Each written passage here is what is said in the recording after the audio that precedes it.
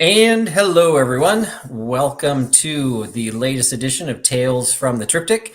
It is Sunday night, and we are here on the Trusty Huckster Mercantile channel as I am your host, Trusty, telling the tale this evening of the Downton Abbey and/or Edwardian era dinner party.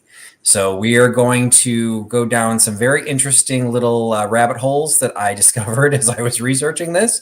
It's not going to take the entire direction that I'd anticipated, but I learned a lot, and I'm going to do my best to try and share as much as I can with everyone who's joining in either live tonight or that'll be joining in the watching the video at a later date. So if you're here live, you get the benefit of live interaction tonight with the entire Triptych, because tonight we have all three of us are online. So with me is also Katie from Vintage and Vinyl. How you doing tonight, Katie? Fantastic, Patrick, and I am so looking forward to this. It's going to be a really interesting evening, and of course, love all things Edwardian and Downton Abbey. It is definitely one of my favorite eras. And then, of course, we as the third part of our triptych, not last or least or anything like that, but we do have Nate. Nate from Soul Nate is joining in, and he will be correcting everything I say this evening. So thank you, Nate from New Zealand. How are you doing tonight? I'm doing great, Patrick. Thank you. Nice to be here again. As you know, we regularly eat as they did on Downton Abbey here in our household. So I will be correcting you. Your marrow scoops are out and at the ready. Yeah, they are indeed. So tonight we are going to, as all of the triptychs are trying to attempt, we are going to try and educate and infotainment is the new tag word for the evening or for these shows. And so hopefully we're not going to get too dry. I'm not going to get too dry. We're going to try and keep this as interesting and entertaining as we can. I'm going to give you a little bit of background kind of leading up to the era that we're going to be talking about, the Edwardian era, and then getting into the specifics of hosting, creating, setting, or controlling a Edwardian era formal dinner party as they would do in Downton Abbey. Before we get started, looks like we do have some people that are joining us in the chat live tonight. So if you have comments or questions, Nate and Katie will be controlling those and fielding them to me. But Katie, who do we got in the chat tonight? We've got Poodle tuning in. Horny Hamster is in the chat. Jan Goodwin is here. Dan is joining us. I see Brian Hance and Val M. And Nate, who else do we have in the chat tonight? We have Debbie from Chicago. Chad is here. Tammy Renee Walker is here. Hi, Tammy. Old Stuff Beth. Tim is here from Canada. Annette Fain is here. Hi, Annette. Maria. Carolina, Princess Sweet Treats and Pretties is here. Hello, Beth. Sam Doyen is here as well. Val M. Welcome, guys. Fantastic. Thanks so many of you for joining us this evening. I know there's always a lot of things that are competing for time during these live events. So I always appreciate when people can give us their time.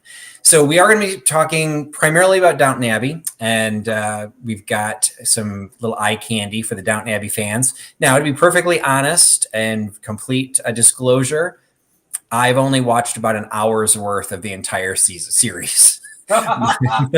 My ex-wife and my daughter used to watch it religiously, and I did not watch it when it was airing initially, and I did not watch them initially when they were first started. And so then they were like, no, you're going to really like it. You know, there's all this great vintage. There's, great, props and costumes, from the theater side. They thought I'd really like it. So I did sit down and try to watch one episode.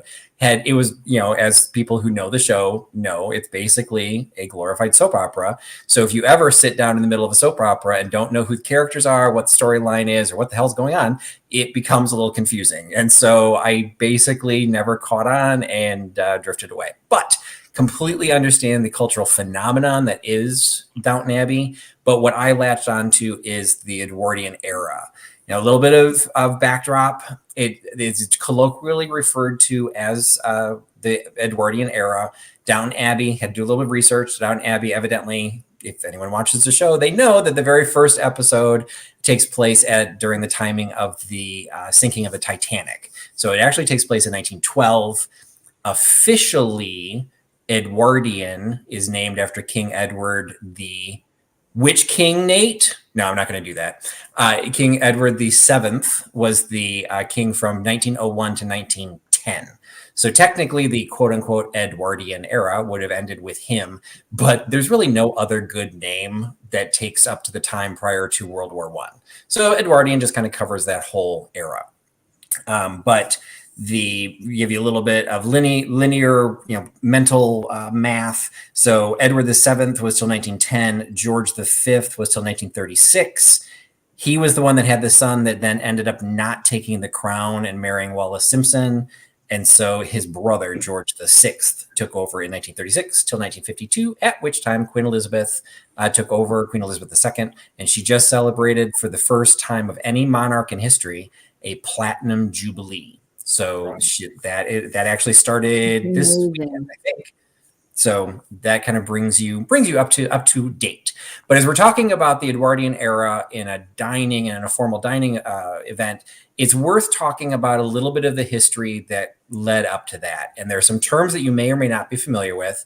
One of them is service à la Francaise. Service à la Francaise is basically what started and what would have been in place much prior to the Edwardian era. It was more common in the 18th century and moved into the 19th century. So it definitely carried through to the 1800s. And it was known for some of the things that a lot of us think about when we think of formal dining. So the biggest thing about it, and you can see there's a couple of examples I'll show, that they're, again, a very heavily decorated table. Absolutely love the fact that one of the things that a la Francaise is really known for is it's all about its symmetry. Gotta love some symmetry. And so their big thing, what dictates a la Francaise, is all of the food is put on the table at one time. So instead of having all the different courses served you one at a time, which is what most people would commonly now think of as a formal dinner service, in a la Francaise, it was almost like family style. Of course, it wasn't, because you're still dealing with this hugely elaborate table. The decorations were one of the pinnacles of a la Francaise table is the surtout, which is the huge decorative piece in the middle. So if you were sitting on opposite sides of the surtout, you could not see each other because it was designed to be the most ostentatious thing that the family could afford. You might also be familiar with Aperniers or Eperns. I had to look into the two different pronunciations of that, and I think I slaughtered them both. But people are... Do you have a question, Nate?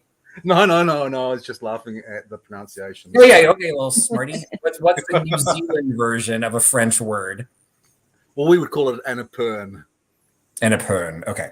I've only ever called it an Aperon, and that's the French pronunciations. But I've heard, I guess, the American pronunciation is Epernay.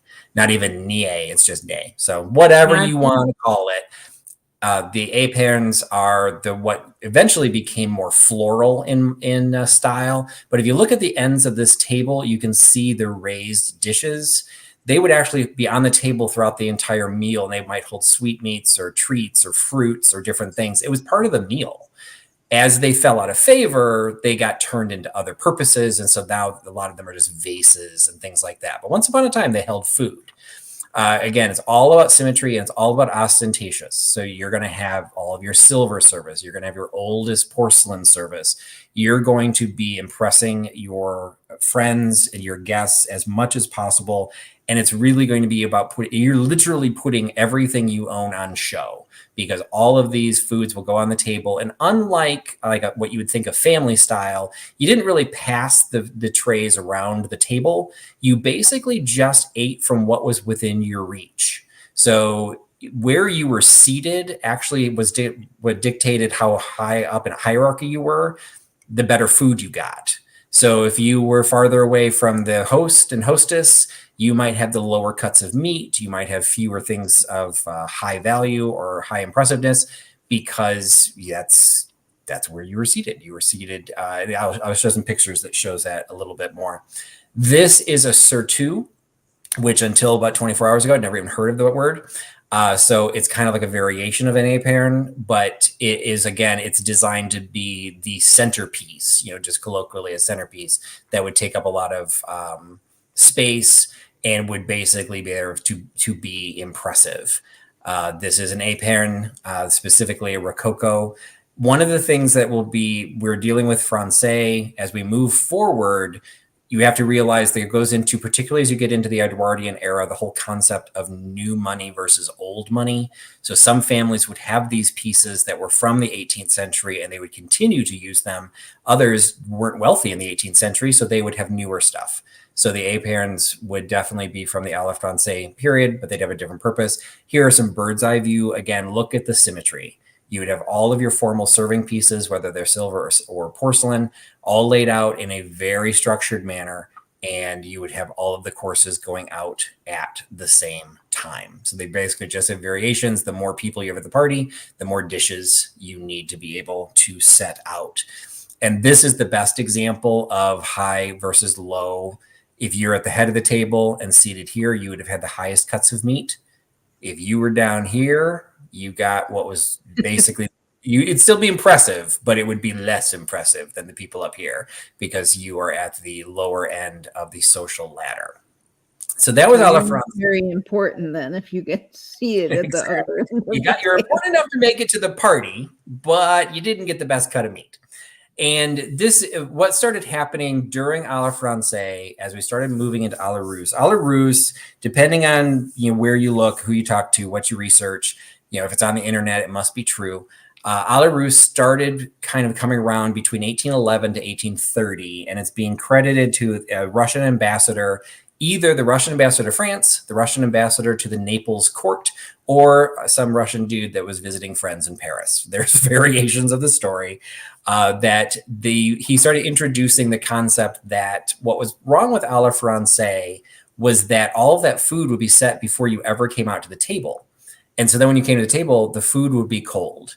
You also ran into the problem that not everyone got the same food. If you were sitting next to the asparagus and somebody else was not, well, you got asparagus and they did not. So he brought out this concept of a la Russe. And so it's dining in the Russian style as opposed to in the French style. And it took many decades for that to catch on. So it was introduced in Paris. It kind of was around during the mid 19th century, but it really didn't make it to England or into the United States until the late mid to late, like 1860s, 1870s, is when that started changing in the colonies as well as in America. And what was also happening was food was changing at that time. So I know Nate has talked about in the past, and he shared some history of some of the collections that he has. And one of his more interesting, more valuable collections are his sterling silver marrow scoops. And those were falling out of favor by the time you moved into the late Victorian era, because that wasn't the type of food that was being served. So what are some of the dates of some of your marrow scoops? They've always existed, but what are some of the oldest ones that you have, Nate? I think the oldest one I have is 1749, I think is the oldest. I have some that are reproductions that are from the 1960s and 70s. The sort of the newest one that I think possibly could have got some use as a marrow scoop was probably around 1901 or 1902.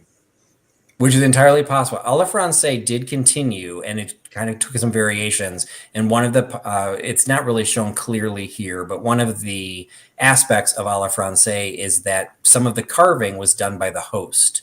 So if you had a joint, if you had some of the meats that were being served, you could need a marrow scoop if you were at that end of the table. So it definitely existed well into the end of the 19th century. 1901 is a little bit later than I would have thought, but not overly surprising because different people liked the way they did it and they started mixing things. So we're going to jump into a la Russe, which is what is credited for the Downton Abbey. Now, what Downton Abbey is doing is actually not a la Russe, and I will show you that in a second, but this is what a la Russe changed. So you still see a very formal dinner, very formal table, but look at all the open space that is there. Because what it changed was more to the concept of what we're used to in a formal dinner is the idea of being served the meal. And what a la Russe allowed people to do is it really showed an even greater ostentation of wealth because if you notice who's standing around the table, it's the footman.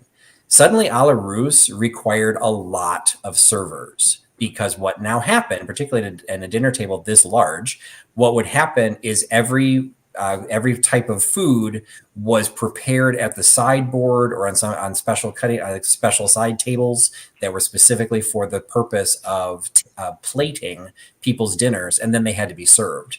But you didn't want to wait and serve 30 people. You didn't want to take half an hour to do that. So you had to have a lot of people who were in place to be able to serve all of these pieces. So that meant the courses were no longer sitting out on the table for the entire dinner, and their meals were being served hot, or at least hotter, and everyone was getting this same meal. So from that, the Russian ideal, the idea is that it just made it a little bit simpler. Dinners could go a little bit faster, and you could still show off a lot of wealth, because now the centerpieces are still there. You still had, in some cases, you'd have some fruits and things on the table, but now you got to show off your servants. And at the finest dinner parties, every guest had their own servant. So you could judge how far up the social ladder somebody's dinner party was that you were attending based on how many servants to guest ratio they had. If you were really wealthy, which really go into royalty, but then you'd have 1-to-1, and you'd have somebody to help you with your chair. You'd have somebody to serve your own meal, somebody to refill your drinks. And then you go up from there. So a la russe just changed the idea from serving it all at one time to serving it in a round of courses. You still had a formal layout. You still had a big centerpiece, and you did still have some symmetry. But now what you're setting out are the decanters of wine, some of the things that you need to go along with the meals. And so it looks at a very quick glance, well, that's good. I kind of like a la Francaise. In this case, it's all decoration, where a la Francaise, you'd need all of this space to actually lay out the food. And then the biggest thing about a la russe, which you have to take into consideration, because your meal is being served to you plated, kind of like in a dining room, chargers introduced into the world, because you needed to have something that set your flatware apart. So you would have a service plate or some sort of a charger. It would never hold food. It was simply the underplate for whatever was presented in front of you. And in some courses, you could have up to a 15-course meal being served a la russe. That would be the one plate or the one item, the charger, that would stay in position the entire time, that everything else would rotate on top of it. So in a la russe, the food is being prepared off the table and served as if it was already served as plated. Then there was a la anglaise. If you consider the fact that a la Francaise took about 50 years to transition out, and it took that much longer, even longer for russe to fit in, you ended up having these mergers, and people started doing a little combination of both. So Downton Abbey is fictional, so it could be just somebody researched it slightly differently, whatever the case may be. But if you look at the head of the table, whoever this woman is, and I'm sure all you Downton Abbey fans know exactly who that woman is. I do not. She is serving herself. That is a la anglaise. So that's where you still don't have the food on the table. It's being like the roast is being carved on the sideboard, or it's being carved in the kitchen. But then what they're bringing you is the plate that you get to serve yourself from. And you always serve from the left and pick up from the right. Any service, and even to this day, any formal dining service should serve from the left, pick up from the right where possible. So she is serving herself. So that's actually a la anglaise. So that's a merger of the two. Okay. That's all the stuff of the style of how they were eating. Now we're going to talk about what they were eating. And this is the Downton Abbey 10-course meal. So there's two different menus that I'm going to cover here. The first one is technically this Downton Abbey meal. There is a Downton Abbey cookbook.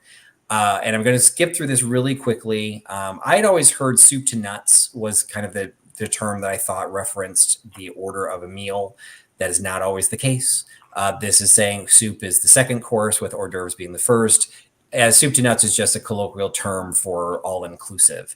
In this case, they're saying that the first course, and this is what I found interesting, the first course actually was being served in the drawing room. So you could have a 10-course dinner, but it wasn't all served at the table. And I thought that's what thought that's what it meant.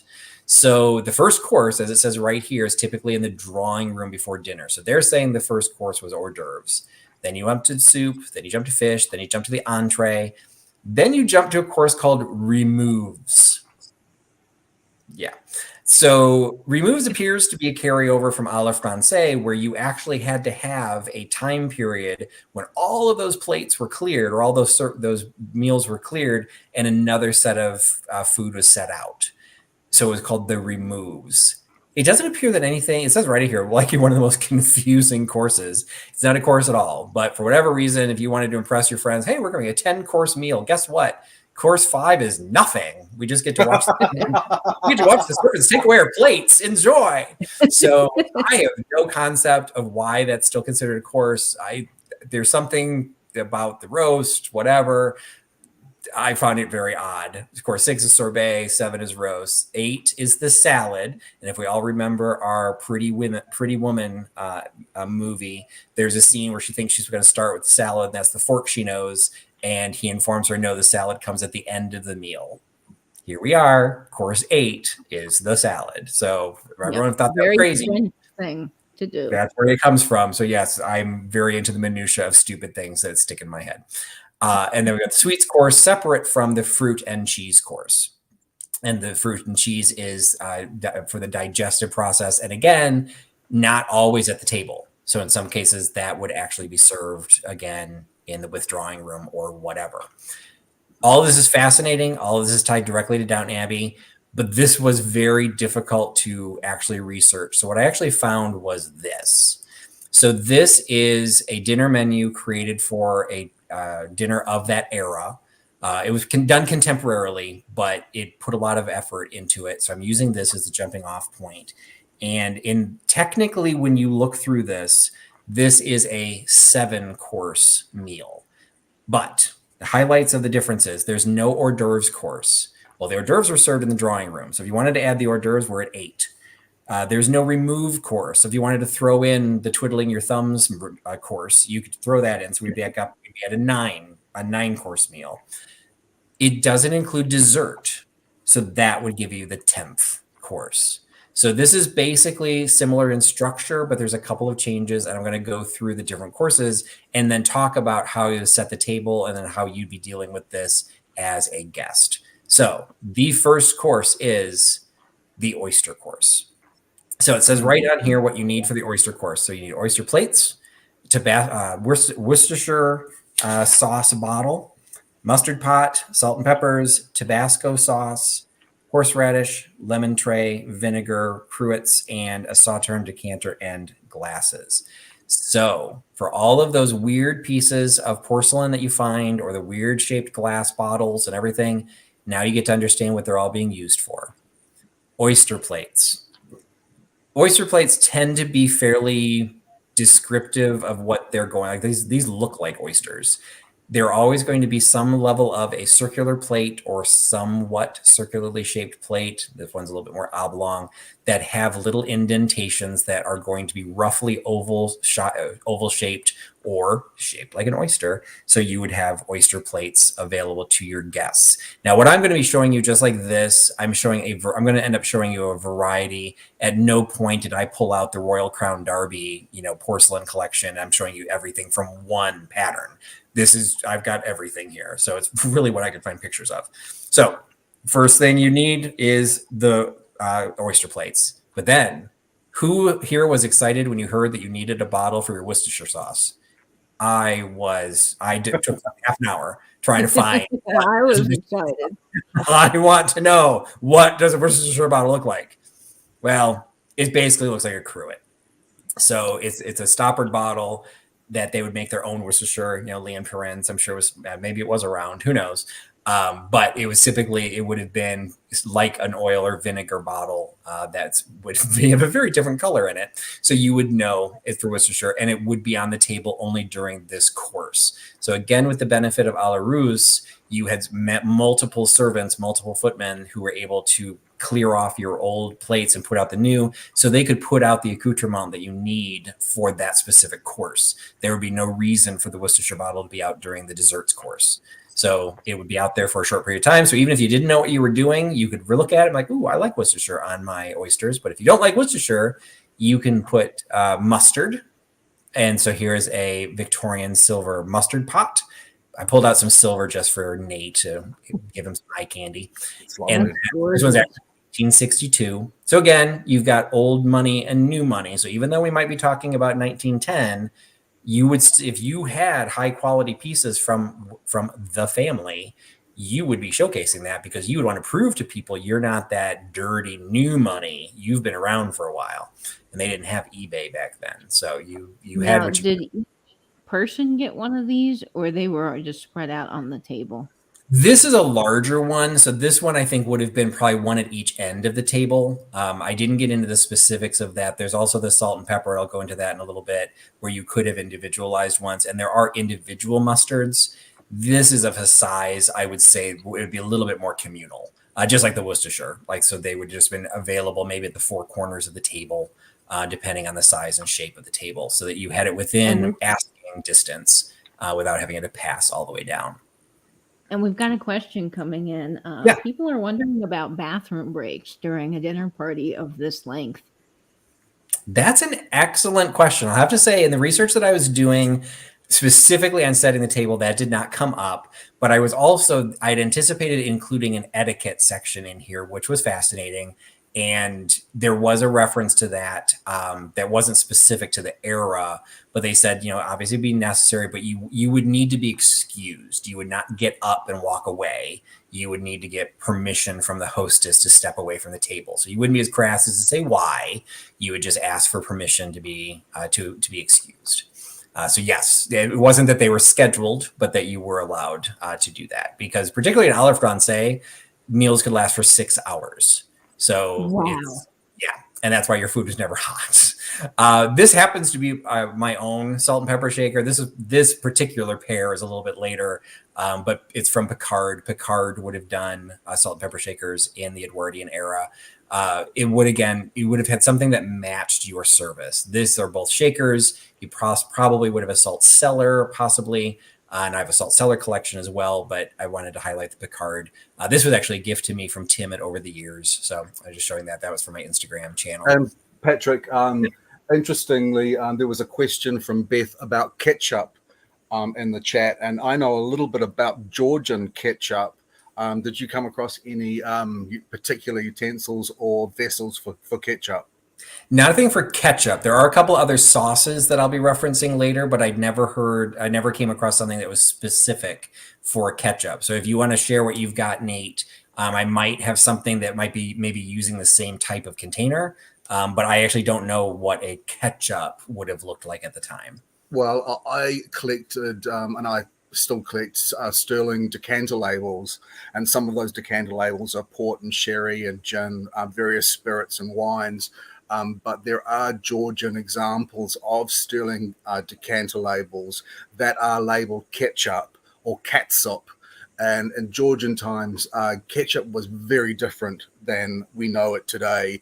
It was made sometimes with tomatoes, sometimes with apples, but it was strongly fermented with anchovies in Georgian times. Completely different than the ketchup that we know today. Oh, interesting. Interesting, Nate. So there are some references with some of the sauces that are for each of the courses. So I don't think I've got anything that sounds like that, but there's kind of a little catch-all at the end. So maybe we'll see something along those lines. But I've never seen a ketchup. I've seen those decanter signs, but I've never seen one specifically that said ketchup. That's actually interesting. I'll look for that. I couldn't find anything either that highlighted Tabasco, but I found this. And this was an ad from 1900. So I actually meant to look and I forgot to research it. I don't remember when McElhenney's was created. Obviously it was before 1900 because this was a 1900 ad. So it existed. And as for people that I like oysters, but I can't say I know a number of different ways to eat them. Tabasco is one of them. So there's all these different preparations that are being put onto the table that you would have only been served one type of oyster, but maybe, each person would have a preference. Well, do I want Tabasco on mine? Do I want Worcestershire on mine? So I couldn't find the bottle. Like he's holding what would have been the retail bottle, but that's not what obviously would have been served on the table. So it might have been treated like a sauce, or it might have been treated like the Worcestershire just put into a cruet. But I thought this was too fun of an ad that I didn't want to pass that up. Well, what's interesting, Patrick, about that is if you look at that bottle, this is something fun, is that it actually is a similar shaped label to what we know and love as Tabasco today, the actual Tabasco label, which I think is cool. Now, Beth did have a question, and I was kind of curious about this too. She was wondering if you could gracefully pass on a course or an item, like if you didn't care for it or didn't want it. Maybe that would be rude. No, you absolutely could do that. I was actually just reading a book recently, and I can't remember what the name of it was, but that was actually even referenced in the book. That there was somebody who was at this dinner party that didn't know what they were doing. They were of a lower class, and so they were very thrown. And he watched other people to try and figure out what he should do. And somebody passed on one of the courses. And so I think in that one, and I don't know how it seemed well researched, but you know, if it was on the internet, it must be true. I don't know, but it seemed reasonable enough that in that particular case, he just indicated to the server that he was not interested. But I also found references when I was researching knife rests. Yes, I went on many trips down the rabbit holes. When I was researching knife rests, there is also a cutlery etiquette of where you put your knives to indicate to your server whether you're done or you're still working on it. So I think there was one for passing a course, but typically you wouldn't have that. That would put you more into the anglaise, because you would already have your plate. I think you put your knife and fork as an X across your plate. But a la russe, you wouldn't have a plate. So you would have to indicate to the server not to provide you a plate for the next course. And some of the food is really weird, so you might definitely want to skip a course. If we all remember Gigi, it's now illegal, but one of the courses for Gigi was eating ortolan, which are tiny little songbirds that you eat with the bones in them. And it's now illegal to serve ortolan, but that was a course. So I think I'd be passing that one too. Horseradish also, and again, we're mixing all different types of styles. We're slightly dipping in and out of eras. I just picked up a Heinz pickle pin. So when I saw the Heinz horseradish dish, I felt this was one I had to show. This is not an expensive piece. You know, this is currently for sale for $30. But it is very clearly a horseradish dish. Now, this is not what it would have been sold in. This would have been served at the table. There were also versions of these in porcelain that looked similar to a mustard pot. But this one does not have it, but the porcelain ones that I've seen, in some cases, the lid contains the spoon. It's attached. So that makes it a little bit different than the mustard pot. But I wanted to show this one because it's molded right in horseradish. Now, I don't think the Downton Abbey clan would have necessarily served something like this, but they would have had a horseradish dish. And okay, class, all together now. What do you serve? What do you call the little dish that you serve the lemon wedges on? A nappy. Very good. Just go to the head of the class, Katie. Sorry. So I'm so sorry. I know our languages are different, but in New Zealand, a nappy is what you would call a diaper. Yes, it's the piece of cloth you wrap. We don't want your nappies on our table. We want a porcelain nappy. So this is, again, just it would have most likely at least complemented your porcelain dinner service, if not matched your porcelain dinner service. So the lemon wedges would have been out there. I mentioned the cruets. What I thought was nice about this one is it's got the silver overlay of both the vinegar cruet as well as a matching either a mustard pot, because this has a separate spoon. So most likely is the mustard pot. It could be a jam pot for a different course. But again, if you had silver trimmed porcelain, a silver applique or silver overlay glass service would be attractive. Alcohol was big. This is a decanter. I'd never even heard of Sauterne. I didn't even know it was a wine. I'm like, what's Sauterne? Yeah. So it's a wine. I couldn't find anything that was specific to Sauterne. So you would have the decanter on the table for that particular course for the wine, which for the oyster course was Sauterne, and then the Sauterne glasses. And shockingly enough, I found a glass chart that showed what a Sauterne glass looked like. So there's a collection of dessert wine. And these will come up later: port, Madeira, sherry, and then you've got a Sauterne. Now, I always thought the sherry were short, and this is actually taller than some of the others. So I could just be mistaken. Maybe I'm thinking of a port glass. But so Sauterne is a little bit taller, but smaller than the white wine glasses.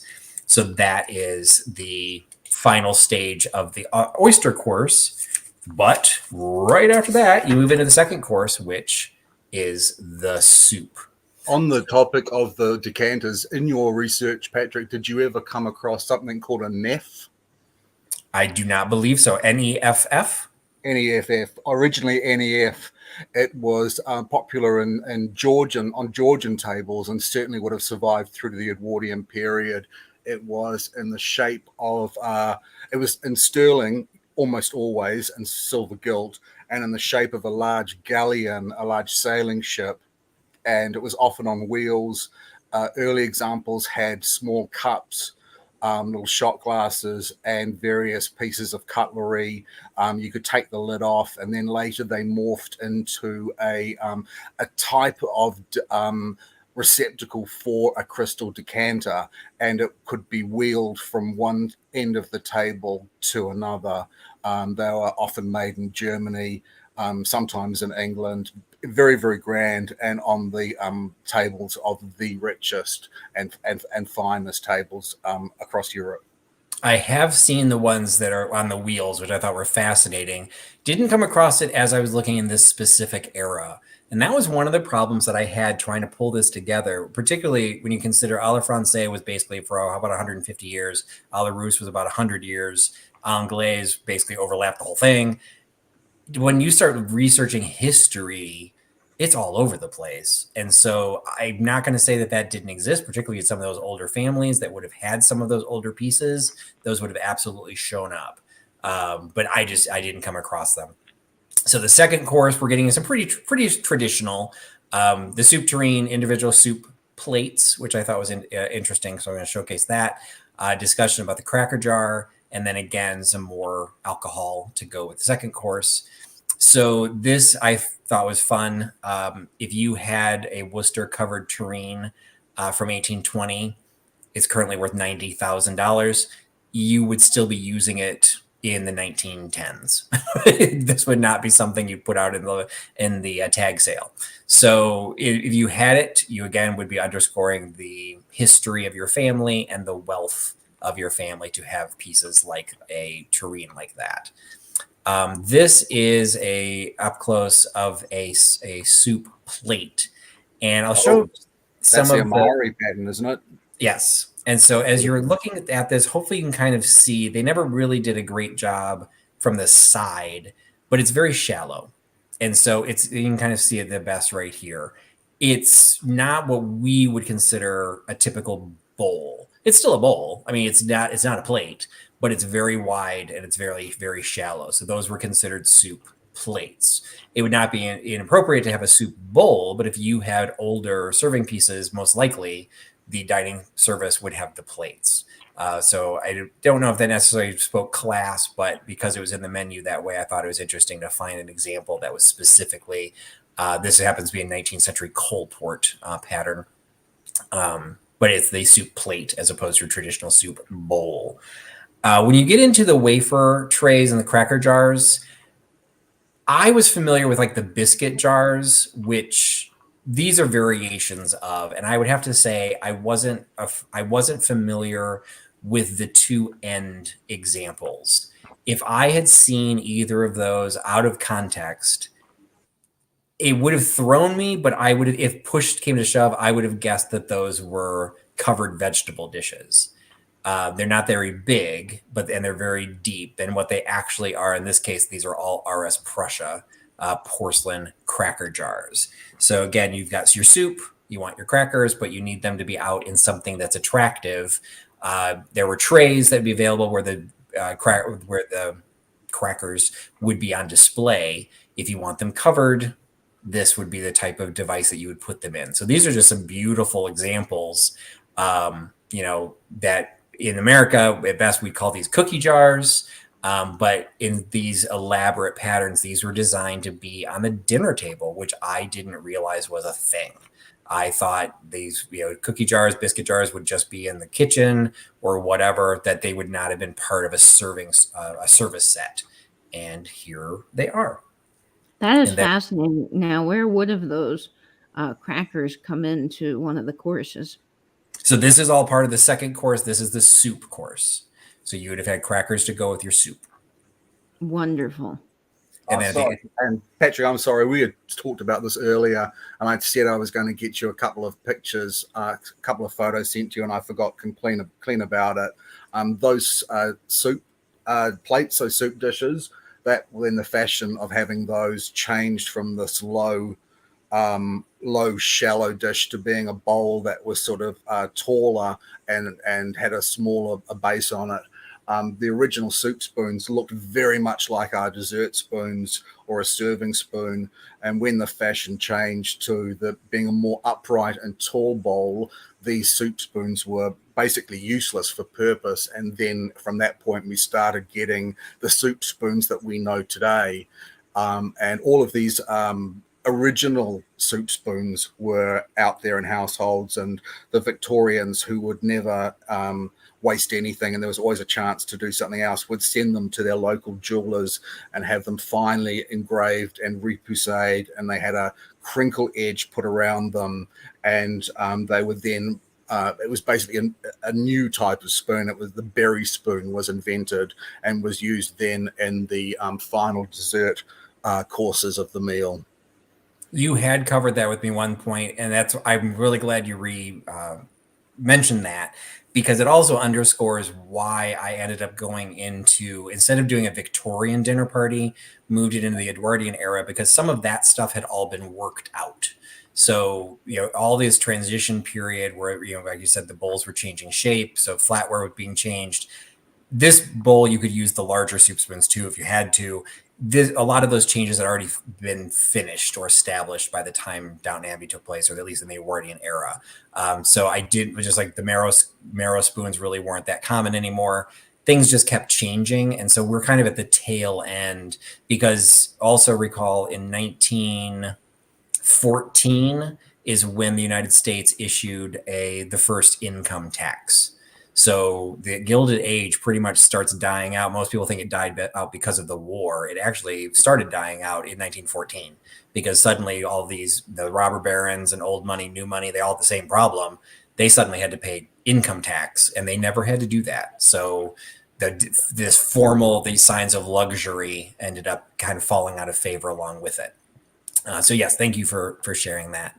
And then we get into the alcohol for the second soup course. And this gets into, I don't even know what dictates what goes with what. I've heard of pairings. This said that you served either Madeira or sherry in the soup course. But I would think you'd kind of depend on what kind of soup you're serving. But wasn't that, it just said Madeira or sherry. So you've got a Madeira glass and you've got the sherry glass. So you can kind of get a comparison. You've already downed your sauterne from the first course. Now you can do a little shot of Madeira or sherry for the second course.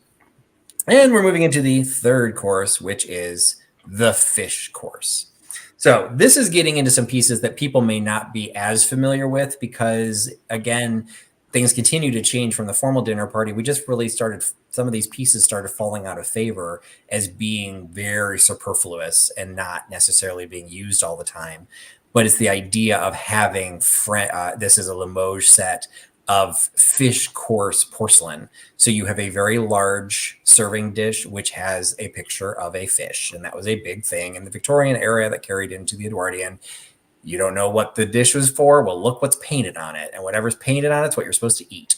So this was the fish serving piece, and here were your individual fish dishes.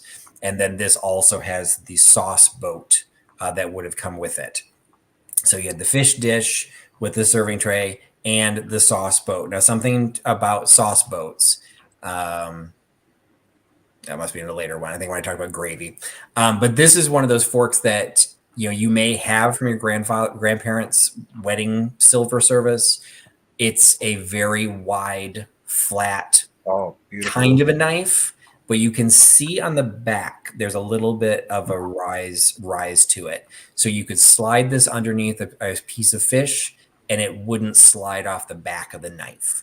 So you've got a slightly larger piece specifically for serving the fish. And I forgot to put a picture, but it's coming up later, what an actual individual fish fork, or I'm sorry, fish knife looks like. It also has a slightly different shape. It's clearly not this big, but also a little bit wider. And that's how you can tell it's designed for fish. And it doesn't need to be sharp because fish is tender enough. You don't need it to cut. It's really more to move the piece around. So that is a fish server. This happens to be $850.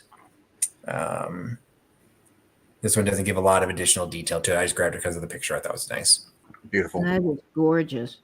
And then once again, I guess I don't know my alcohol from the Edwardian era. I can understand the concept of a Rhine wine, but I'd never heard of a Rhine wine glass. Well, Baccarat. Wow. So this is a long-stemmed, small, bold. This was designed in 1841, but it's still made today. $650 for a set of Baccarat Rhine wine glasses. I picked purple because it's my favorite color, for Tiger's favorite color, but you can get it in other colors. I would have never thought that something like this would have been that old. Designed in 1841. So they kept the art form together, and that would be what you would serve your Rhine wine in while you wait for the entree. Okay, so this...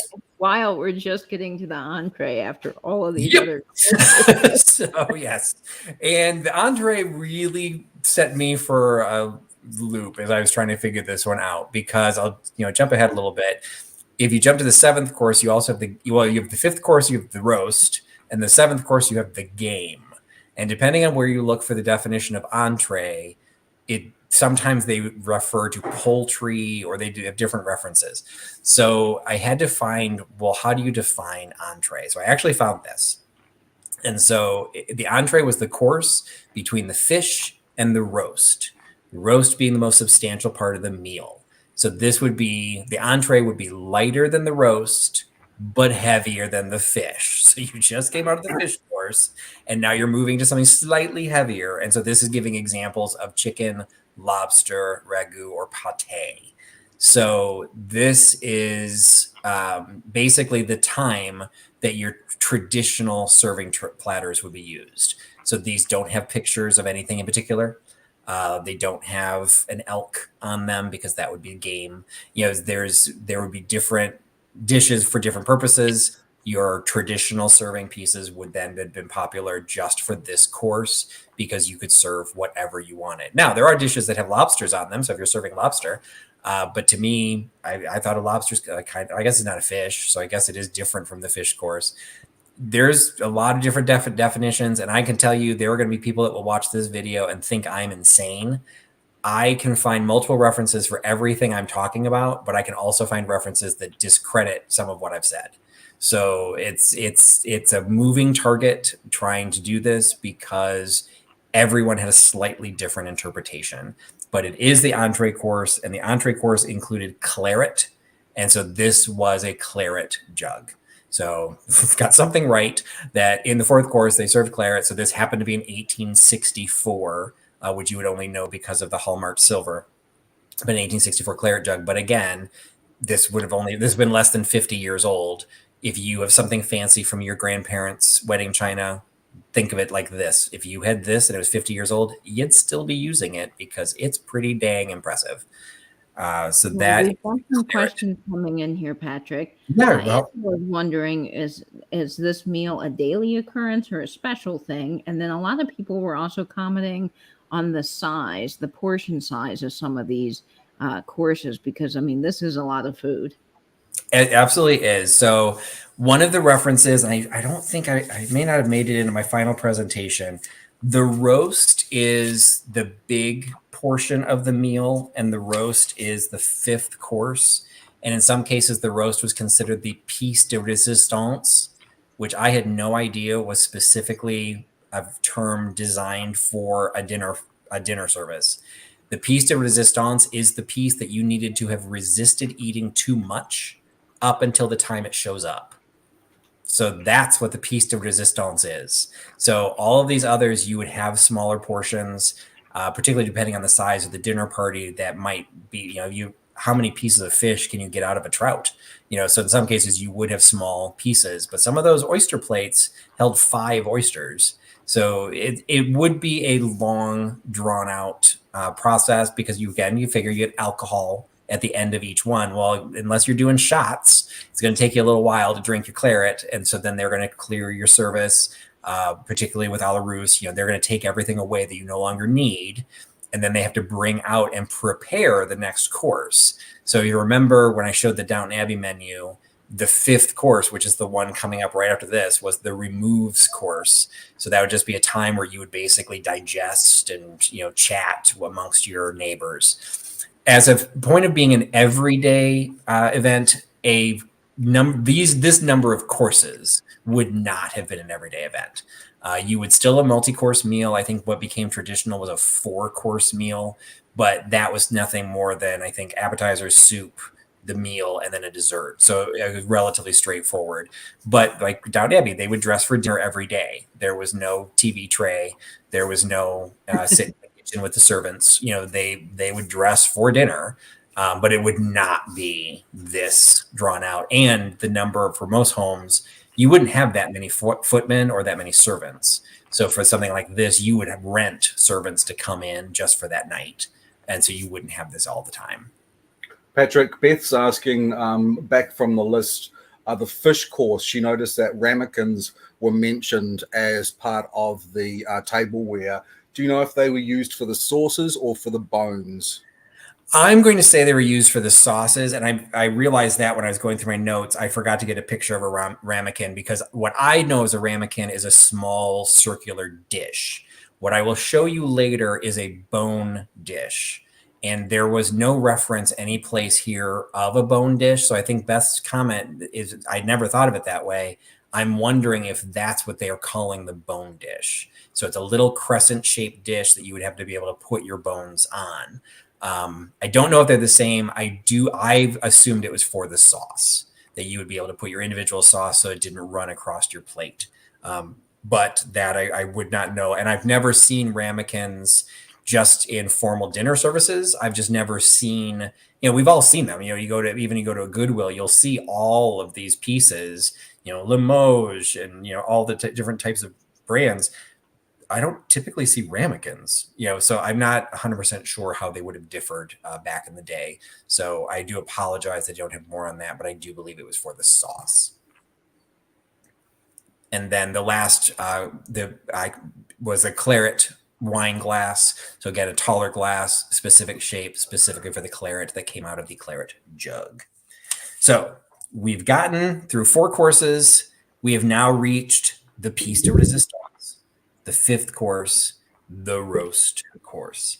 So this is also the one that would have sides. So everything else is pretty much just going to be a small piece of fish, maybe with the sauce, or some small whatever placed on your plate as just for the course, and then you get the alcohol.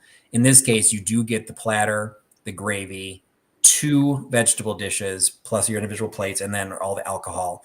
And then I'll talk a little bit about the sherbet and punch. So in this case, what you're dealing with is, again, this course would have existed a la Francaise as well. In a la Francaise, the host may have actually carved the roast. In a la russe, particularly if it was something large and well prepared, say you're a big name chef, they would bring the roast out and show you, and it would be ooh and ah, and it's beautiful. And then they would either take it to the sideboard or they would take it back to the kitchen, and that's where it would actually be carved. And then they would start putting it on the plates. The vegetable dishes or the vegetable bowls, you would think are going to be on the table. They are not. They're actually on the sideboard. So when the roast comes back and is put onto the plate, whether it's in the kitchen or they're carving it there at the sideboard, those 2 vegetable bowls are also going to be there, and they're going to be serving from those onto the plate. So what you receive is a fully plated roast with its 2 vegetables. What it will not have is the gravy, because that would be served to you separately. So they will be carving at the sideboard or in the kitchen. So this just happens to be, this one's a little bit later, but it was marked. So it was Denmark, 1920s, but it would have been this kind of this look. This is starting to move a little deco, but it's the idea of the meat fork that would hold the roast in place, the knife to be able to do the actual cutting. And then Nate, you'll know this. What's the little Sharpie thing called? I would just call that a sharpener. I don't know. It's fancy names. Yeah, so I think there is a name for it. I just can't think of what it's called. But so that's where you get the sometimes at Thanksgiving, you sit there with the knife and the little sharpener, and it looks all fancy. So this is a full-fledged match set. So you would have had access to that. In a la Francaise, the host would actually be doing that at the head of the table. And again, in a la Russe, it could be at the sideboard, so you could still watch, or it might go back in the kitchen if it was going to be messy. Kind of depended on what you were carving. But the way you can tell a roast serving set as opposed to any other serving tray is right here. This one is a single piece that has a river running through it. There's a little divot kind of running down the middle. And then if you can look really closely, you can see there's kind of a well down at this end and at this end. So this was designed that as you cut the meat, you'd still cut it on something else. You wouldn't cut it directly on the porcelain, but that when you moved it onto this tray, there would be a place for the juices to flow out without spilling over the edge of a flat serving tray. So they're specifically designed to hold the juices. Now, what I did not know is I'd never seen dishes like this that also had a matching well. Now, there's a possibility this is an asparagus plate, but the fact that this matches this, I'm going to assume it's for the roast. So there'd be a place either for a sauce or the gravy, or that would also be where the juices go. But you can see there's little divots here as well, which is why I do believe it is part of an actual individual roasted plate, because then when you got a rare piece of meat that might still have some liquid in it, it would run down into the well. So whatever you just look that up. It's called a honing steel, apparently. Honing steel. Yeah, okay. Honing steel. That's it. That makes sense. I've heard that word before, but I couldn't figure out what to look it up. So that is, so if you ever see something like, sometimes they're in stainless, like more modern ones are in stainless steel, they can be in silver, but they're always going to have those little indentations down at the bottom, and that's what they're for. They're specifically there to collect the juices from whatever cut of meat you have. What is far less common is this. So this looks like a traditional serving platter, but this piece lifts out, and this piece is what's almost always broken. So you could have a tray like this, and you're going to say, oh, no, I just have a serving tray. But if you look really closely, there's an indentation down here at the bottom that runs all the way around that is the exact same shape of this piece. So if this piece were missing, you could use this as a serving tray, but it's technically half of a roast tray. And this is the most valuable piece, because these are the pieces that got lost or damaged. Because it's just this little piece that pops out, and they have to be washed and handled separately. So that is, this happens to be another Limoges piece. But if you see a 2-piece set, it doesn't necessarily mean it's valuable, because there's not a huge need for huge roast sets like this, but it's going to be a lot more valuable with the pair than if you just have the tray by itself. And if you just have this piece, don't think you don't have anything. This is going to be valuable by itself, because someone out there has the tray and they're missing this, and they may not even know they're missing it. And you're going to rock their world when it shows up on your eBay channel, because they're going to be like, oh, that's what I've been missing. And you'll be able to sell it to them. So it's a great little replacements piece, but most people have never seen it, because you're not going to find it in general. You're not going to find it in a Goodwill, or if it is, it's probably been separated, so you don't realize that they're supposed to be together. Then we get into the gravy. Now, I did like my own little mini version of a deep dive on gravy boats because I didn't want to get this wrong. And it's just something that I love sauces. I'm a sauce guy and I just wanted to make sure I got this right. So there are a couple different styles of sauce boats. And the biggest thing that indicates the differences are the underplate. So in some cases, there's going to be a sauce boat that is attached to the underplate. And there will be others that are a sauce boat that has a matching underplate, but it is not attached. The difference ends up being is then how the sauce boat is used at a formal dinner table. You can also see in things like this, I believe both of these are attached, but because this doesn't have a handle or an obvious pouring spout, most likely this is attached, this would be used with a ladle. So the idea of the underplate is if you have a serving gravy boat like this and you pour gravy, well, you're going to get gravy dripping right out of that spot onto your white linen tablecloth. So this piece either would have had its own underplate or you would give it an underplate that possibly would match your porcelain service because you would never want the gravy to drip. So if it's a separate underplate, you would still pass them together. You would just take the boat off, pour, and then if it dripped, you just make sure you got it back onto the underplate before it dripped off. What is confusing is something like this. There are times that have an attached underplate, but it's still designed to pour. You would not pour this. Because if you are the fourth person or fifth person to pour, all of that gravy has dripped down this front and is now collected on the underplate. And the minute you go to pour out of here, it's going to pour out of the underplate as well. So even though it's shaped to be poured, you would still use a ladle. So those are the differences. And that's what you should keep in mind anytime you're doing this. I use gravy, Thanksgiving, whatever. If you're going to have a gravy boat, is make sure if it's a double-ended, you have a ladle. If there is, you need a ladle unless it's a separate from its underplate. That's kind of the. I'm loving that one on the bottom right, Patrick. Is that base attached? Do you know? We can find out. It's $4,500. Yep. And so that was a little bit more contemporary because Jean d'Esprit wasn't even born until 1889, died in 1980. Let's see, is it opening? Yeah, it's opening. So it's going to take a second. The way it looks like it's not, but let's. Ooh, that cane is interesting. Intricate. It's 1966.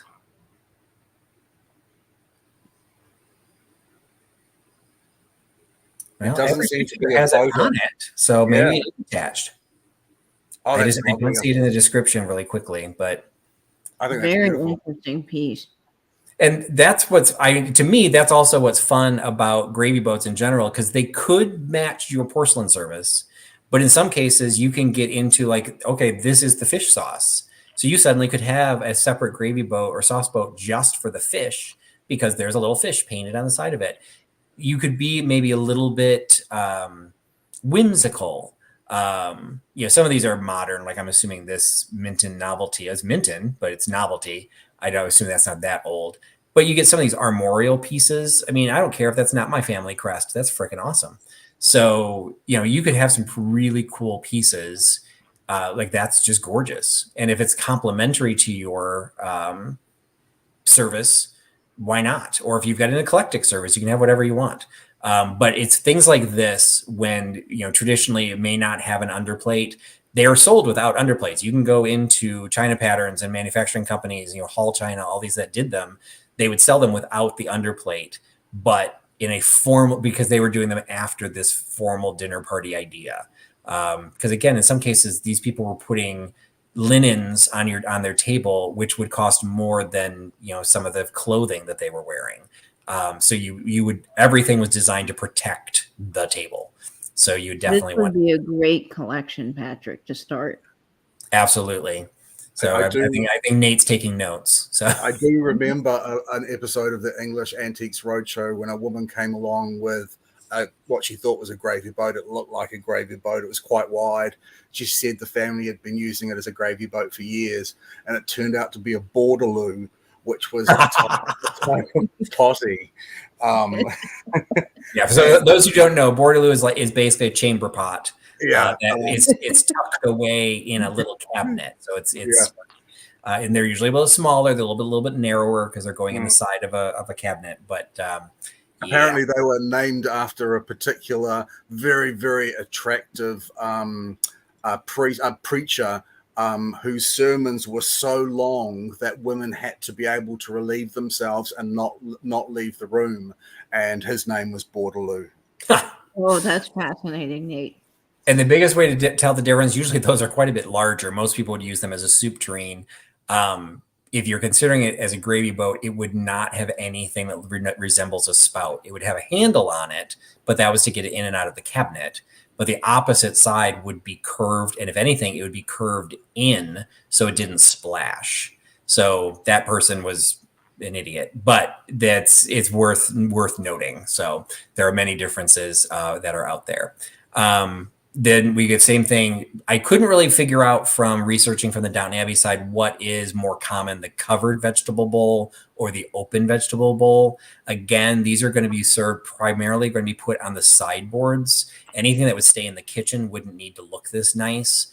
So I think in some cases, if they were served hot, they were maybe covered so that the heat would be retained a little bit longer. But then I don't know why you'd have an open one, because I don't think you'd be serving cold vegetables. So that piece I haven't quite figured out. But the biggest thing to know about the vegetable bowls, one, like this to me is a tureen, more than a set vegetable bowl, but it could be just a large vegetable bowl. If you have the bottom half, just look really closely at the top to see if it should have had a lid. And if it should have had a lid, you're going to see a little rim that goes all the way around it that would have something would be sitting on it. And if you don't see it, it's likely it didn't have a lid. Also, if it's trimmed in gold, it likely didn't have a lid, because the minute you start dropping a lid on it, like this one, the lid has gold on it, but the bowl does not. The minute you start dropping a lid onto the gold, it's going to wear off. So it's hard to know if a vegetable bowl is supposed to be open or if it's supposed to be covered. So it's, those are like the rule, the quick ways to check.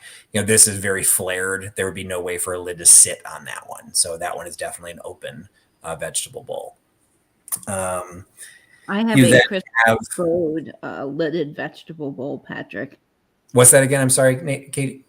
I have a Christmas Spode lidded vegetable bowl. Oh, excellent. It is meant to have the lid, but you're right. It has the lip inside, so you know that the lid pairs with it. Yeah, I think the vegetable bowls that I have with my wedding china, which is Lennox, are all open because they're all trimmed in gold at the top. So I actually used my wedding china to do the thumbnail for this video. I am divorced, but the wedding china still exists. So, and then this is introducing an alcohol that I didn't realize was a real thing. Hock. I thought hock was a derogatory term for cheap alcohol. Evidently not. There are such things as hock glasses. There is a hock wine. These are dated much later, but again, it's the shape of the bowl and the length of the stem that is usually dictating what the glassware is used for. So this is just a very nice example of a small rounded bowl, as opposed to the Rhine wine, which had a very angular bowl. And it's something about the aromatics or whatever. We will actually be doing coming up later in February. Katie and I will be doing a duo dive, and we will be pairing alcohol with Depression era glassware. And so we'll talk about a little bit more about the shapes at that point. So we are over an hour into this, and we are only at the fifth course. So we are do the shot of hock, and we're going to move to the sixth course. And the sixth course, fascinatingly enough, is dedicated to asparagus. The sixth course is the asparagus course. I was fascinated by this course. This might be I do like asparagus, but again, I like the sauce better than I like asparagus. But I had no idea there was. Absolutely. I had no idea there was so much fun to be had in the world of asparagus, because One, and this is just, I think it's more from the era where it became popular, was also the time of Majolica pottery was becoming popular. There's a lot of asparagus themed Majolica. And so this is the one that actually introduced me to some of the concepts behind asparagus china. And that is asparagus cradles, platters, individual asparagus plates, and then those plates have a sauce well for butter. So again, that was where I was thrown by the roast course with that little well. Like, wait, are these asparagus courses? And then they also have their own sauce boats or little pitchers that you might think are creamers, but oh no, they've got an asparagus painted on the side. You found an asparagus pitcher. And so these are examples, like this is a cradle. And so it's exactly what you would think of. The minute I heard the term cradle, I knew that's what this was, because it's a bowl that has a very deep well to it that you can line up all the asparagus to stack in this cradle to serve the asparagus. Here's the individual asparagus plates. This one's hard to tell, but if you look at the bottom right-hand corner, you can kind of see where there's a little indentation there at the leaf where it meets the blue. That's the well for the butter or for the hollandaise sauce. So this is a service for 6 of those asparagus plates. There's an asparagus pitcher. Now, to me, that is not an asparagus painted onto it. That looks like a dogwood. So to me, it's just a Majolica pitcher. This didn't go into a lot of detail to explain what makes an asparagus pitcher, other than they said it would have something asparagus painted on. So unless this is supposed to be an asparagus stalk, which from a distance I don't see that, but that's what this whole thing is talking about. There's this whole decorating ability, to get china pieces that are asparagus themed, but they also had that formally that would match your regular china. So this shows it a little bit better. This is a little bit more like this could be a cradle, but this is flat across the bottom. So I think this is really more designed as a asparagus serving tray as opposed to a serving cradle. But you can look at these. Now these also have the little divots in the middles, but you've got the little well down here at the bottom that would hold that sauce. So you've got something that matches the asparagus serving piece, which was obvious. It was an asparagus serving piece. And then you've also got the boat. So the sauce boat, this one, I think it did say was an attached bottom. So you would have had a ladle that would have gone into this. So you'd be able to get the asparagus pieces out. So this is a fairly large set, currently available for $785, but it is a Limoges set. Absolutely gorgeous. Now, Interestingly, Patrick, this might be a silly question, but the spoon for those that have the attached underplate that go inside, would they have rested in that spot where the spout is? Yes, you would have to make sure it's narrow enough that it would sit on the bottom of the boat, and then the handle would just kind of like curve off the edge of the pouring spout. So you need to make sure it's large enough or has enough of a curve that it doesn't slide into the bowl. And that would be preferable to setting it on the actual underplate, because that would look messy. But either would be fine if you didn't have the proper ladle. I know that on the asparagus was a course at the Georgian table as well, and it was traditionally eaten with the fingers, not with any sort of cutlery. And the butler would drape a cloth over the diner, and the diner would eat the asparagus privately, that the asparagus course privately under a little shroud of cloth. That's fascinating. That's insane. Yeah, quite unusual. Miss Manners I did find some stuff that's more recent, and Miss Manners did comment in the 50s that asparagus should be eaten with the fingers, and that the only instructions are eat with the fingers as long as the butter or the sauce does not drip down the hand. So yeah, so it's like that was still around. But yes, asparagus wasn't like a new invention. It just became like the Victorians. It's something special. Let's make something special specifically for it. These pieces I'm a little confused by, because look how big these individual serving pieces are. And they're these massive wells on either side. So I have no idea, because here's the serving platters in the middle. So these individual ones look almost as big as a serving platter. So they're saying this, wedding gift. I don't know what I would say if I got $1,000 set of asparagus, China.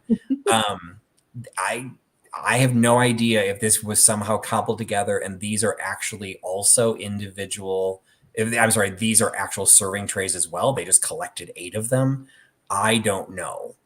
The other one, the well, made a lot more sense. This one, even if I liked, as we do, if I liked hollandaise sauce, filling both of those wells with hollandaise sauce might even be a bit much for me. So, but they're out there. And so there is this whole idea of the asparagus course, which I would have always assumed was a side dish. I had no idea it was specific. And then, of course, you get into the sterling. And so some of these are, I'm a sucker for a fitted set. And so this is an asparagus server, along with this is a serving fish knife, as well as a serving fork. Beautiful. So these are merged together. There's a lot of, it's expensive set. So this has a lot of just great eye candy. That's French. That's the French Minerva hallmark there that denotes sterling. Excellent. And this is $1,500 for this set. It's this interesting. is Also. Oh, there you go. I was just going to ask you about the tongs, Patrick. Yep. And so then this is getting into the asparagus tongs with the ladle. So that's what I thought was nice, is that you actually had a ladle that matched it. I couldn't find a set that was still available, and this one didn't have a price.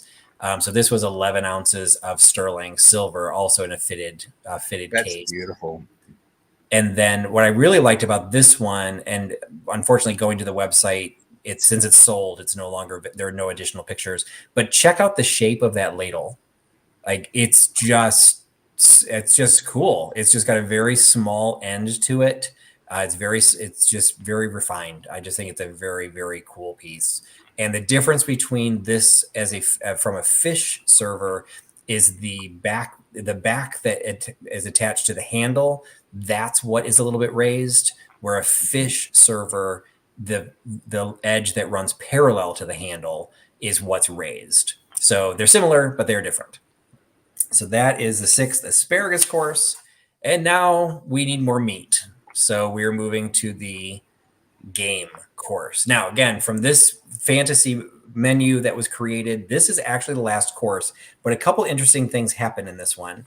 One is it incorporates the salad. So the game is and of course, where if you remember the Downton Abbey menu that I showed initially, the salad was its own course. It was at the end, but it was its own course. This one is actually pulling these two together. So when we were doing the math before we added the other courses, we were up to 10. If you separate the salad out, we're now up to 11. So this could be considered an 11-course meal menu. I don't know why the salad is specifically included with the game. That I never figured out. It just is. So most people know what a salad plate looks like. This is getting into, like, all of these I originally had as part of the entree pieces, because I'm like, oh, okay, this must be poultry or whatever. Well, no, these are still considered game. So this is wild game. So I think that's a quail. Pigeon. It looks like a quail. We have a weird little pterodactyl bird that they're calling a quail. So this is a 19th century Staffordshire quail game dish. So this is actually a potted dish. So you could actually make a number of meals, like more like a pie or more like something that's packed in here. A tureen type that you would actually cook in this. So I thought it was fascinating. That does not look like a quail at all. That looks like those weird monsters that ate Jurassic Park. But it's still, the colors on it are super cool. So this is the games course. We have the salad dishes and all of that, but two of the things that are included are the jelly dish. We have all come across these in our resale world. They don't sell for a lot of money. This is selling for $10, which is actually low considering it actually has the glass insert and a spoon. Usually at least one of the two is missing. But this ends up being, and this was what I was wondering for things like the ketchup that you mentioned earlier, Nate. Like I didn't know how thick the ketchup would be considered. This was more for the, this was considered the jelly. So like mint jelly that would go on venison, or some of the things that would go along with a game dish. Maybe a ketchup would go into something like this. So these would be, again, spread. You wouldn't have an individual one. They'd just I be think like ketchup was more like a sauce. It was more viscous, and because I've seen the labels, they would have gone on. Yeah, if you had them in a decanter, it's more liquid than you wouldn't spoon it out. If it's in a decanter, you're right, it wouldn't be spooned out. But this is so these are specifically designed for jelly. There's different variations of them. But these are fairly common. I've sold some of these myself, not this particular one, but this idea of either the sterling or plated, or more modern ones are just white metal, that have then a little bowl. A lot of times the bowl is missing, so you just have this open work metal, and people can't figure out what they're supposed to do with it, because if you don't have the insert, you can't pour anything into it. So you could use it to hold calling cards, in which case you don't need a spoon.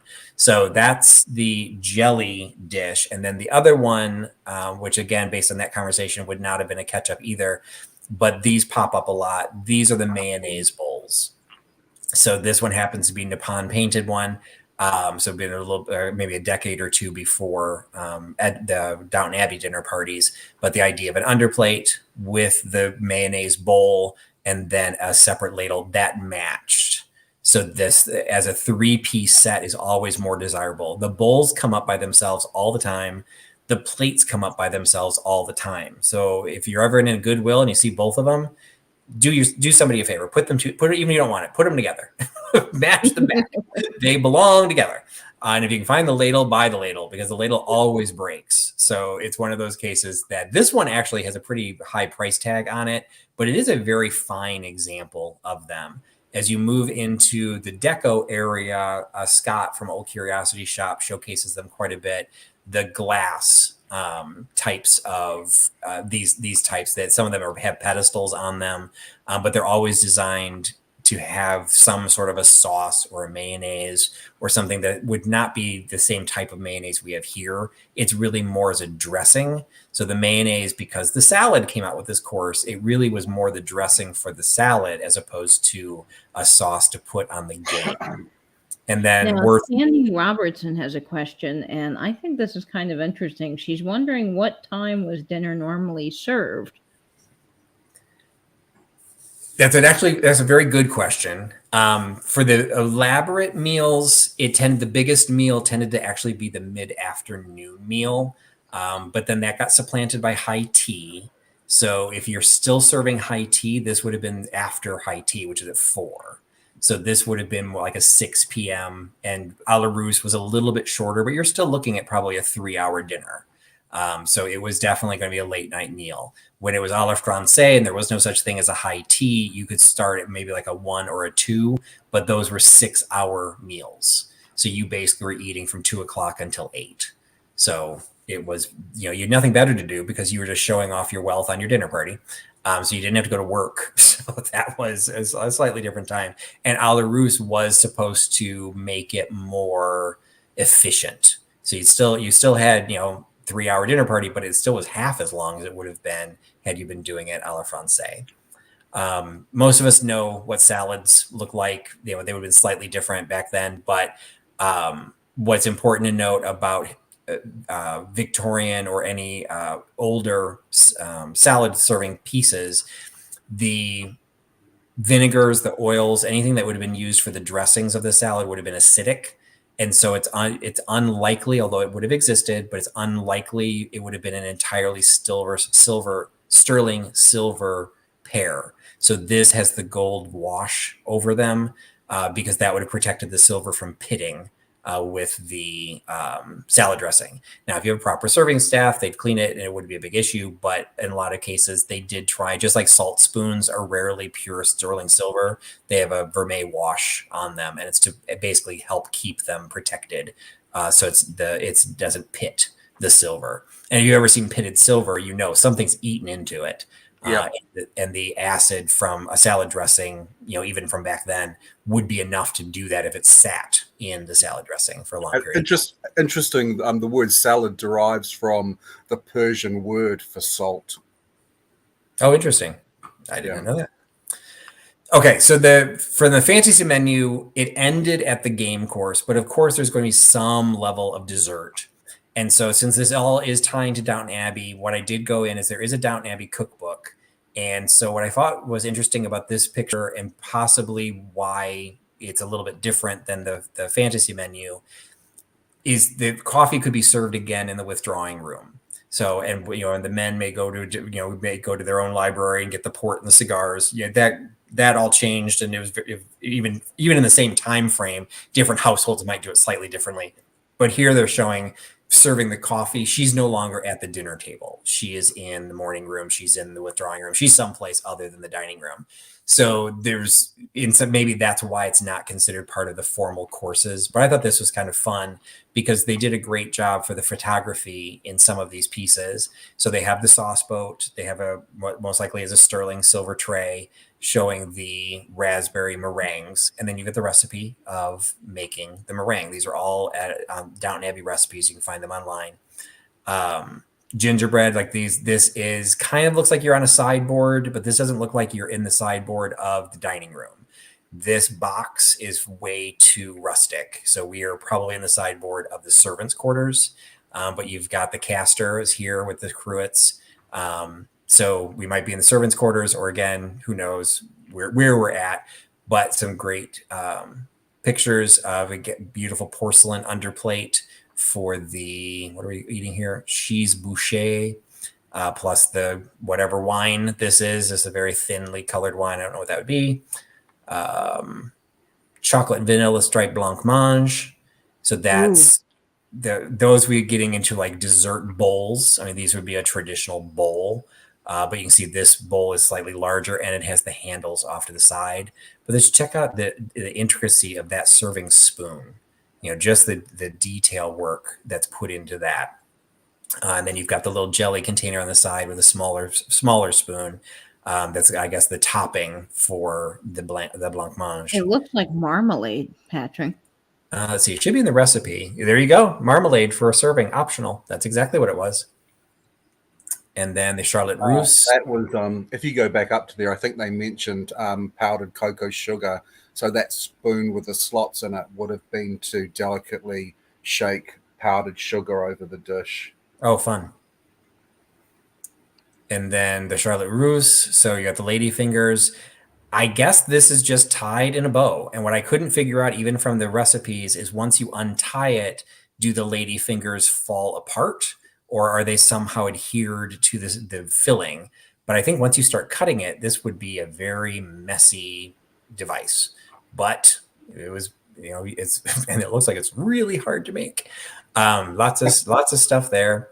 Let's see. Yeah, look how long the instructions are for that. So there would be many ways to do the dessert course. Again, there could still be Aperon sitting on the table that might have had fruits on them.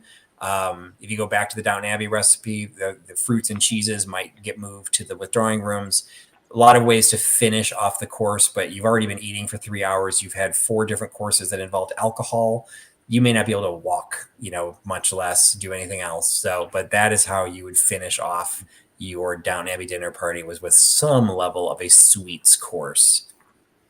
And the last thing I wanted to go through is just kind of a summary of, I kind of showed you some of these different pieces, but I kind of wanted to show all of this together because this actually incorporates some pieces that were not included in the fantasy menu that we were discussing, like the knife rest. In most cases, when you set the table, you want the knife to go across the bread and butter plate, which is this upper left-hand corner plate. The biggest rule of thumb is you never want the knife, any cutlery, once used, to touch the tablecloth again. So there's an argument that you would use a knife rest for your primary knives. The only reason you would need that is if you don't have the footman to clear the cutlery each time and you're only giving your guests one knife. Because when they clear the fish course, and there's the fish knife there, yeah. When they clear the fish course, they're going to take this knife and they're going to take this fork. So you have another knife and a fork. So during the meal, some people, you would use it during the meal. That was when I found all the cutlery etiquette that said, no, you actually place the knife and the fork on your plate and entirely on your plate, not with the blade on the plate with the handle on the table. You actually put it all the way up on the plate, which that I did not know. This includes some additional, so the oyster spoon, or I'm sorry, the oyster fork is set inside the soup spoon. I don't know why, but I found 2 separate examples where that was done. Oh, interesting. So I thought that was interesting. This has a side plate, whether that is the bones or there was another one that considered this was the side salad. There is no such thing as a side salad. So, but I don't know why this would be on your plate the entire time. So I think this might come out for the fish course or for the game course where you might have bones, but then it would be cleared when you were done. This is giving everyone individual butter bells. I don't know if that was common or not. This is a contemporary recreation of it, but here's your salt cellar and your pepper shaker. Your dessert forks and spoons are at the top. Here are all your different glassware. Some of the thought behind these, particularly with a la russe, if you were going to show your money, you kind of had to balance it between like, nope, look how much flatware we have. Look how many pieces of sterling we have. We're going to give you a sterling silver service of 12 pieces, if not more. I didn't count them, because look how wealthy we are. But at some point you run out of room. And so the idea behind all these glasses, once you finish the claret that went with the entree, do you really need your claret glass to still be out if you're not still drinking claret? So in some cases, some of these would be taken away. So then that's where a la Francaise, where the removes course, that was where things were taken away. But this knife rest, I guess once you start using the butter for the bread, it would be considered a used knife. So I guess you would have a knife rest for that. So the knife rest didn't come up a lot in the research. They were still popular. They said they started falling out of favor around World War I. So they were around, but this is just somebody's interpretation. One indication I had was that some people have the napkin is under the silverware. One of the rules of thumb, this was in one of the etiquettes, is that the napkin should always be placed on top of everything else so that when it is lifted, it doesn't disrupt anything else on the table. Mm-hmm. So that also brings into question the napkin rings. So I don't know when napkin rings became a thing, but this guest is going to take this napkin out and then suddenly have this superfluous piece of metal that they're not going to have anything to do with. And I wonder what the etiquette is on that, Patrick. If you that I didn't go. I really wanted to include the etiquette, but we're at an hour and a half, and I'm like, I wasn't gonna have time. So there are some options made here. This little place, this would be the place setting card. There's no reason this should be on the plate because it should be retained throughout the meal. So it should be somewhere really up here at the head of the plate, so that it's always indicated. This is also worth noting. There's no underplate to this, which if you're dining a la russe means this is the service plate. Biggest rule of thumb for the service plate or the charger is that it never receives food. So this is fine if this is, but again, you need something in this location so you can spread out the individual cutlery, spread out the dishes, the glassware. You can't just have a big gaping spot there. So that is a layout of the dining. So this is getting into now, obviously this photograph, and this is from a later era. This is more talking about how to create a contemporary dinner party, but there's some things in here that I thought were really interesting to share. This is where the charger information came from. This to me is a little bit beyond a food charger. This is moving toward almost like serving plate. A charger typically is going to be 11 to 13 inches in diameter. A dinner plate is typically 10 to 10 and a half inches. You definitely want it to be bigger than your dinner plate. This is 16. So it is a charger, but I think this is a decorative charger as opposed to a food charger, but the concept's all the same. We talked about the tureen already. They have the fun fancy term of a saucière. So just the sauce boat, the gravy boat, but I always love a fun French term, saucière. Salt cellar. This is obviously a much more kitschy version of what was shown in this place setting. The thing I found in Edwardian talked about the salt cellar at all, but it would have existed. The oyster plates we talked about. Finger bowls we did not talk about. I actually meant to do a little bit more research in this one. that the finger bowls would have been set out at certain parts of the meal. This is saying it's before the final dinner course is served. I found other references that said it was brought out at other times, because you were never supposed to use your fingers to eat anything. Now, asparagus appears to be an exception to that, but in general, you're never supposed to use your fingers, so you shouldn't have a need to rinse off anything for your stickiness. The only thing you use your fingers for is bread. You don't need to use a fork for your bread. But so finger bowls are a thing. I don't even know where they would fit on half of these tables. But that would be another option. This is what talked about the bone dish. So again, it's this little crescent shaped dish. This one doesn't give a scale. Some of them are a little bit larger that you would consider, well, maybe it's more for a side salad, but the game course had a salad, but I don't know if you would necessarily have a fully fledged dish. But these little crescent shaped dish, I've sold some. They're popular, but usually you don't find them in sets. So a lot of times people are just using them as trinket dishes, pin dishes, coin trays. They're usually very decorative, but that is technically they're used to go along the side. We didn't get into the coffees. Typically, the cups and saucers would not be brought to the table until you did do a dessert. So that's other research I was doing. Sometimes you see the coffee cup and saucer set on the table from the beginning, but functionality, you don't have that much space. So usually instead of having it sit there and getting in your way, it would be brought out when the coffee and everything else is brought out. There are many types of soup bowls. We didn't really get into it. We talked about soup plates. There's consomme bowls. This is a cream soup bowl. A lot of them have to do with the handles. A lot of them have to do with the shallowness. Some of them have underplates, of their own design. There's a whole world of bowls, which I'm fascinated by many things. That is not one of them. So I did not do a lot of digging into the bowls. The covered vegetable bowl, which again, based on its size and its depth, I would consider that more of a tureen, but there might be a fine line between the two.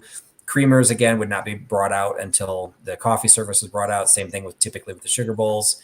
Teapots and coffee pots, there is a way to tell the difference. Teapots typically have the spout in the middle, so that if you've got tea leaves that float at the top or tea leaves that sink to the bottom, when you pour, you're going to get the liquid from the middle. The other thing that's different between them is that's not what I wanted to do, is a coffee pot is typically taller, because a teapot that was this tall would make it very difficult to steep the tea in a uniform manner. So if you had tea that sank to the bottom would be super, super strong, and the stuff that you're pouring out of the top would not be strong at all. So typically when you see, if they're side by side, you can usually tell between a coffee pot and a teapot. Then there's a whole chocolate pot thing, which if I were to argue, this is actually a chocolate pot, but we're not. I think it is too. I think that's a chocolate pot too. Chocolate pots usually have much smaller spouts because you can't clean along. Like if your chocolate pot had a spout like that, how would you ever clean it? Yeah. So typically this little tiny spout, but I have seen catalogs from China manufacturers that make them like this and have spouts like that, and they call them coffee pots. So it's always going to be based on the design, but there is a difference. They are not interchangeable. And if you're a reseller, you probably should know the difference between them. So coffee and tea, again, would not come out until the end. This one talked about specifically seafood salad plates. So this would be a little bit more of a novelty, but if you're doing like lobster thermidor or something like that, it would be served in something like this. Lovely. Oval serving platter, we kind of talked about that. Again, these are flat, so it doesn't have the wells for the juices or things like that. So this is really more a traditional serving platter as opposed to a roast serving platter. A different version of a vegetable bowl with tabbed handles. And then the knife rests. So a knife rest, knife rests can be made in any different crystal, porcelain. They can be made in shapes. I've once sold a set of knife rests that were in the shape of dachshunds. Those were obviously more modern, but even older ones can have some very interesting shapes. There is a difference between those and chopstick rests, but most of the time you can't tell. They serve the same function. Chopstick rests just tend to be a little bit narrower, but in general, they would serve and look the same purpose. So those are all knife rest being listed as an antique baby rattle one time. So just know that which might one that look just like this. Exactly. Yeah, exactly. It's one of those silent rattles. And then you get into Nate's little fantasy world of silver I love serving that. pieces. I mean, first of all, this would be the course I'd be skipping the sardine server, but Victorians had a tool for everything they did. So, if once they decided that sardines were edible, they would create something that was long and wide and narrow to pick up those tiny little sardines and anchovies or anything small. Serving fork, fairly traditional. This baked potato fork, I guess because it only has the 2 tines, but I don't know why specifically you need a baked potato fork. Personally, these tines seem to flare out, which makes it, I think it'd be hard to stab the potato. So maybe it's also to tell how well it's done. Toast fork. All right. I don't know where you're doing that. Another serving fork. And then you get into the small stuff. So a butter pick. I never even heard of that until I found this site. No. So it's just the right size for piercing and serving pats of butter. I don't think pats of butter has existed in the Edwardian. If anything, they were shaped in little swans or something fun. So I'm not sure. Maybe this is a slightly later introduction. That I don't know. Lemon fork, those I've seen. Those do have the flared tongs. Pickle forks tend, because you're picking them out of a pickle caster, and pickle casters are deep. So this one has a much longer handle. It's simply functionally to be able to get them out. Pastry fork, no clue.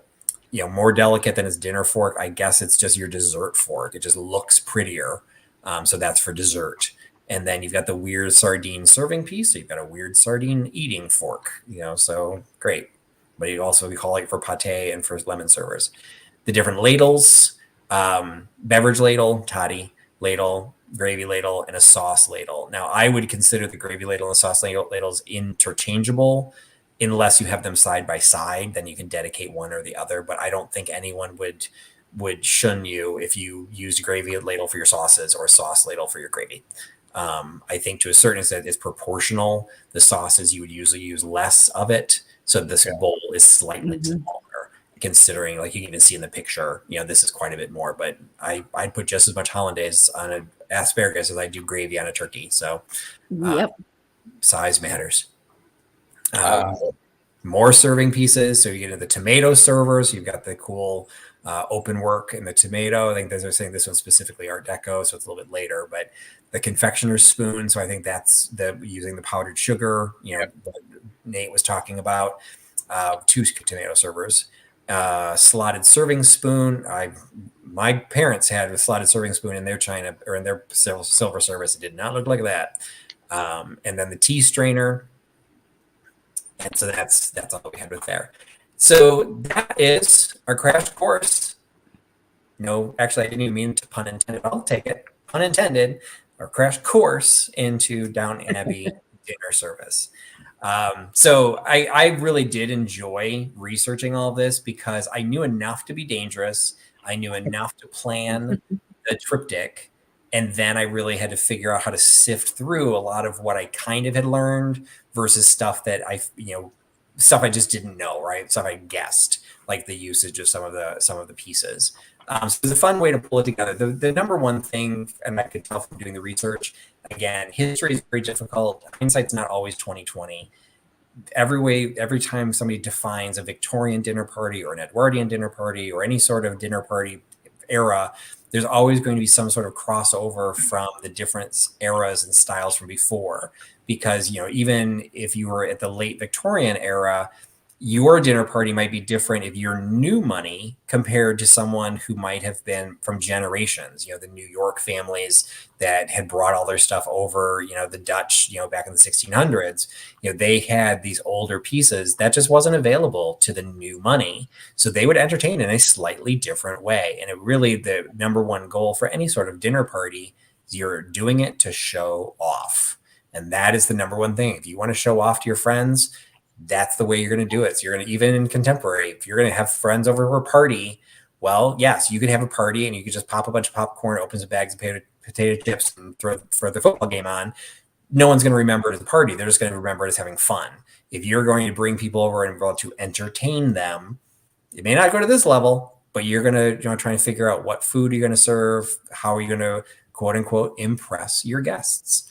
And maybe this gave you some ideas, and maybe added a couple collections that Nate's going to start building. So appreciate everyone hanging out again. I knew this was going to be a little bit longer. It even went longer than I anticipated. So I do appreciate everyone joining in and sticking around, and all the great questions, because, as much as the research that I did, you guys came up with stuff that I'm like, ooh, I didn't come across that one. Or, oh yeah, I did have some conflicting stuff on that. I'm not the gospel on this. This was just, again, a bunch of information I collected and hopefully put it together in a way that you were still entertained, but maybe a little bit more educated, at least in some of the things to be looking for when you're out in the wild or even in your own china cabinet.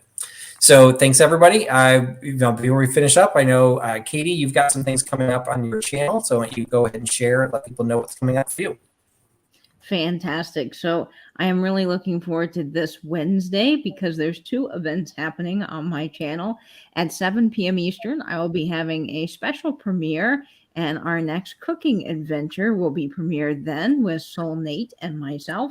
And we are making a wonderful sticky chicken wing recipe. So if you want to follow along with that, make sure you tune in at 7 p.m. Eastern. And then following that at 9:30 p.m., Patrick will be on my channel, and we will be doing a dive into his flower frog collection, which I'm very excited about. He's got some beautiful ladies in his personal collection. And the next Tales from the Triptych will also be on my channel, and I will be telling the tale of a very special brooch company, Trifari. So make sure you tune in for Trifari brooches. Fantastic. So she's the next Tales of the Triptych. So Nate's off for another couple weeks. But you got anything coming up on your Instagram channel that you're going to be doing, Nate, other than the cooking channel with Katie? I'm still playing catch up on my Instagram, I must admit.